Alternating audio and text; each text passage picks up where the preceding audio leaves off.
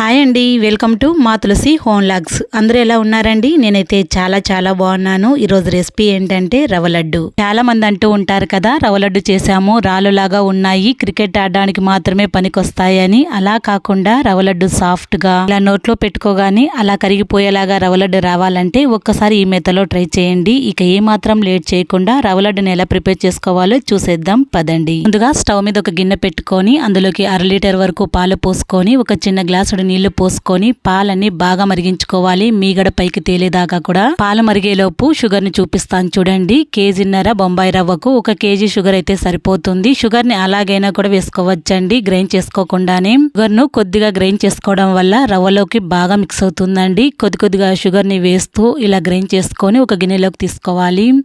ఇలాగే KG sugar అంతా కూడా గ్రైండ్ చేసుకున్నానండి. కావాల్సినంత రవ్వలోకి కలుపుకోవచ్చు. ఇలా గ్రైండ్ చేసుకున్న షుగర్ పౌడర్ నంతా కాసేపు పక్కన పెట్టేసుకోండి. స్టవ్ మీద ఒక కడాయి పెట్టుకొని అందులోకి 2 టేబుల్ స్పూన్ల వరకు నెయ్యి వేసుకొని మీకు కావలసినంత జీడిపప్పు కిస్మిస్లు వేసుకోండి. జీడిపప్పు కిస్మిస్ అనేది మీకు నచ్చినంత వేసుకోవచ్చండి, ఇంతే అనేది లేదు. మీకు ఇంకా కావాలంటే బాదం పలుకులు కూడా వేసుకోవచ్చు.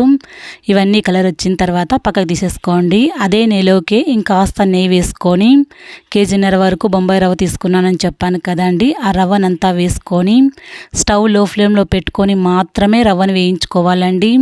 ఏ మాత్రం హై ఫ్లేమ్లో పెట్టుకున్నారనుకోండి రవ్వ అనేది మాడిపోతుంది. రవ్వ లడ్డు టేస్ట్ మొత్తం మారిపోతుందండి. ఎప్పుడు కూడా రవ్వ లడ్డు టేస్టీగా వచ్చింది అని అంటే ఈ రవ్వ వేయించడంలోనే మొత్తం టేస్ట్ ఉంటుందండి రవ్వ లడ్డుకు. ఇలా ఓపిక్గా ఈ రవ్వను వేయించుకోవాలండి. స్టవ్ లో ఫ్లేమ్లో పెట్టుకొని మాత్రమే వేయించుకోవాలి. ఇలా వేయించుకున్న తర్వాత 1/4 కప్పు వరకు తురిమిన కొబ్బరి వేసుకుంటున్నాను.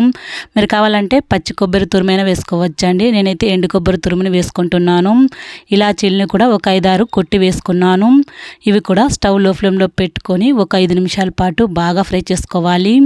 రవ్వ అంతా ఈ కలర్ వచ్చిన తర్వాత మాత్రమే షుగర్ పొడి వేసుకోవాలి. షుగర్ పౌడర్ వేసుకున్నాక రవ్వలోకి కలిసే విధంగా బాగా మిక్స్ చేసుకోవాలండి. ఇలా మిక్స్ చేసుకున్న తర్వాత ఇదంతా ఒక వెడల్పాటి గిన్నెలోకి వేసుకుందాము. రవ్వ లడ్డు చుట్టుకోవడానికి సరిపడగా ఉంటుందన్నమాట. ఈ రవ్వనంతా ఇలా వెడల్పాటి గిన్నెలోకి వేసుకోండి.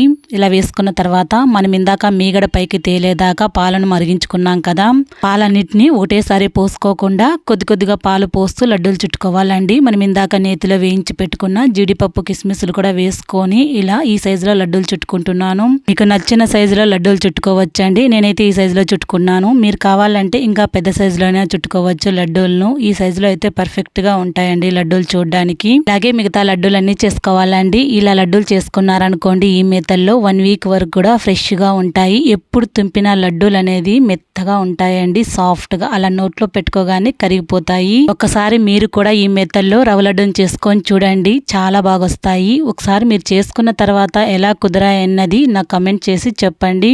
కొత్తగా మన ఛానల్ని ఎవరైనా చూస్తూ ఉంటే ప్లీజ్ సబ్స్క్రైబ్ చేసుకోండి, లైక్ చేయండి, షేర్ చేయండి. మరొక న్యూ రెసిపీతో మళ్ళీ మీ ముందు ఉంటానండి. Thanks for watching.